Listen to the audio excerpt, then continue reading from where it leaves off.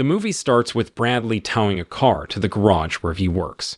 When he gets there, he sees his boss waiting for him in front of the workshop, and he could tell something important was up by the way his boss acted. Turns out his hunch was right because he got fired because of some money trouble at the company. Bradley didn't waste any time. He packed his stuff and left the place. When he got back home, he spotted his wife, Lauren, sitting in a car parked outside, talking on the phone. Bradley got kinda suspicious seeing her chatting away, so he went over and opened the car door. He broke the news to her that he lost his job. While they were talking, he noticed some red kiss marks on her neck, which made him really upset. He got angry and grabbed her phone to check who she called last. Turns out she'd been talking to some other guy. Bradley was furious, and he told her to come inside the house. After that, he let his anger out by wrecking her car, smashing the rearview mirror, and yanking off the car hood. Bradley then asks Lauren to come inside the house for a chat, just the two of them. He wants to know how long she's been seeing someone else. Lauren admits she's been with another guy for 3 months. She felt really sad when she had a miscarriage, and Bradley was always busy with work, not giving her much attention.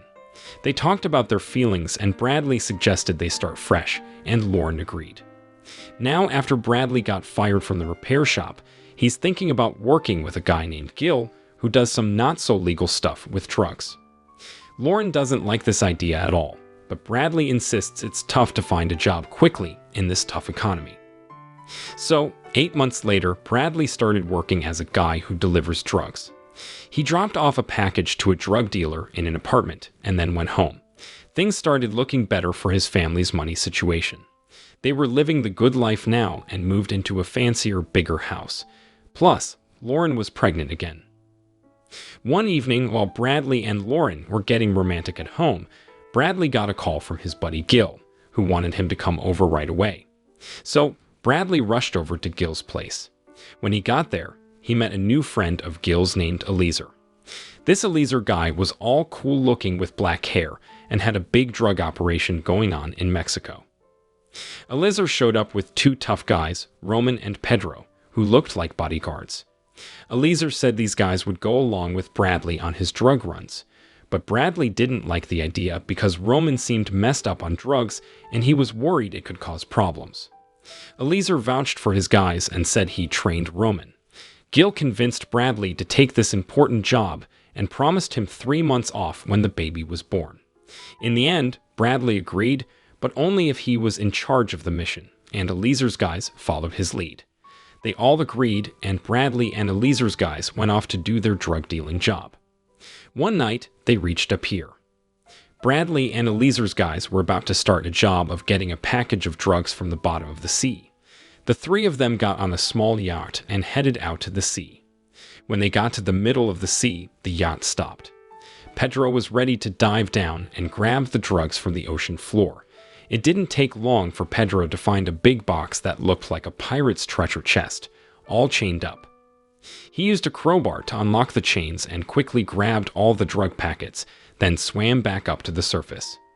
Bradley and Roman helped him bring the drugs on board. After that, they sailed back to the dock. Bradley got worried that the police might try to catch them on their way back, so he told Roman and Pedro to toss the drugs into the sea. When they heard this, Roman and Pedro didn't agree with Bradley's plan, and things got heated, leading to a fight. In short, Bradley had to split from Roman and Pedro. But as they got to the parking area near the pier, the police surrounded Roman and Pedro, and a big gunfight broke out. Bradley saw this from a distance and hurried back to the yacht. On his way, he bumped into a cop who asked for his help. To avoid suspicion, Bradley pretended to be a regular guy and helped the police, but then he had to shoot Roman and Pedro. Sadly, Pedro didn't make it, and Bradley got arrested by the police right away. At the police station, a detective questioned Bradley. The detective realized Bradley was clever and good at fooling people. But the police weren't dumb either. Eventually, they had a trial, and Bradley got a 7-year prison sentence for murder and having illegal weapons. After the trial, they put him on a prison bus and sent him to jail. When Bradley got to the prison, they gave him a checkup. The prison warden told all the inmates to get rid of anything hidden inside them, and then they had to go to the clinic for a medical check. After that, an older guy named Lefty showed Bradley to his cell on the top floor. In his cell, Bradley met another prison warden named Ander. Ander explained the rules that inmates had to follow while in prison. One rule was that they all had to come out and stand in front of their cells when a bell rang. Night came and the bell rang, so all the upstairs inmates lined up in front of their cells for the warden to check them. But Bradley was still fast asleep, so everyone had to wait for him to wake up. Finally, Bradley woke up and the warden scolded him, telling him to be more disciplined and follow the prison rules. Meanwhile, back at Bradley's home, Lauren was sleeping when she suddenly saw a stranger who had broken in. The intruder used a stun gun on her, and she passed out. The kidnapper then took Lauren to an unknown place. The next day in prison, Bradley got summoned to the office by a prison staff member named Denise. She told him that an obstetrician wanted to talk to him. Surprisingly, it was his wife's obstetrician. The doctor wanted to talk about the complications that had come up during Lauren's pregnancy. The day after that, Bradley met with Dr. Pellman in the prison reception area. Turns out, Dr. Pellman was actually one of Elieser's guys who had come to the prison. He had some bad news to share. Elieser lost a lot of money, $3.2 million, from a drug deal gone wrong. Then he showed Bradley a picture of Lauren, tied up and looking scared. Dr. Pellman threatened to harm Lauren's pregnancy if Bradley didn't do what Elieser wanted. In the end, they struck a deal. Bradley had to make things right by taking out a guy named Christopher Bridge, who was serving a life sentence. This Christopher guy was in a different prison, called Cell Block 99. After Bradley finished talking with his visitor, the prison warden walked him back to his cell. But just before he went inside, he did something unexpected. Bradley took off his shoes and started hitting Ander, the warden. A fight broke out. Bradley did this on purpose to create chaos and get himself moved to Cell Block 99 in Redleaf, a high-security prison. He could easily handle Ander, but some of Ander's buddies came to help and stopped him. On the way to the cell, Bradley attacked a few more prison guards, leading to more fights. He did all this because he felt the trouble he caused wasn't enough to get him transferred to Redleaf. Finally, one of the guards electrocuted him, and his wish came true. When Bradley got to Redleaf Prison, the warden there welcomed him and warned him that it's a super secure place where getting out is almost impossible. They gave him a checkup, and then they took him to cell number 59. But when he got there, he was in for a nasty surprise. The cell was way worse than the one in the previous prison. It was dirty, dark, and smelled terrible. The cell even had an open toilet that was full of waste from previous inmates. Bradley couldn't stand the stink, so he used his shirt to cover his nose.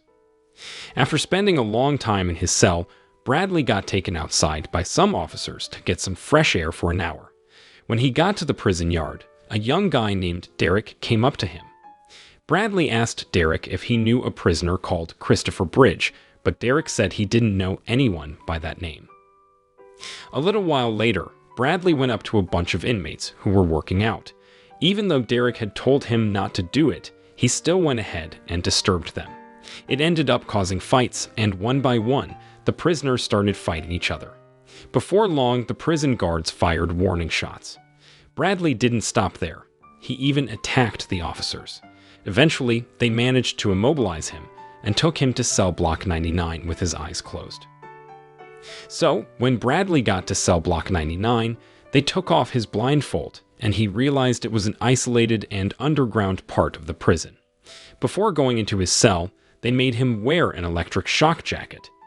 Inside the cell, he noticed there was a bunch of broken glass all over the floor. Meanwhile, Lauren was in a really bad state, being kept captive in some hidden spot. Dr. Pellman and a guy from Korea, who's an abortion doctor, were also there. They hadn't performed an abortion on Lauren yet, but they'd done a basic checkup. Back in the prison, Bradley, who was lying there feeling helpless, started shouting out Christopher Bridge's name. The guy in the cell next to his replied that there was no inmate with that name. Soon enough, the prison guards showed up and shocked him until he couldn't move. Then, the warden told Bradley that some inmates wanted to talk to him. They took Bradley to a basement to meet these inmates, and one of them was Eliezer. Bradley found out that the whole deal about killing Christopher Bridges was just a trick.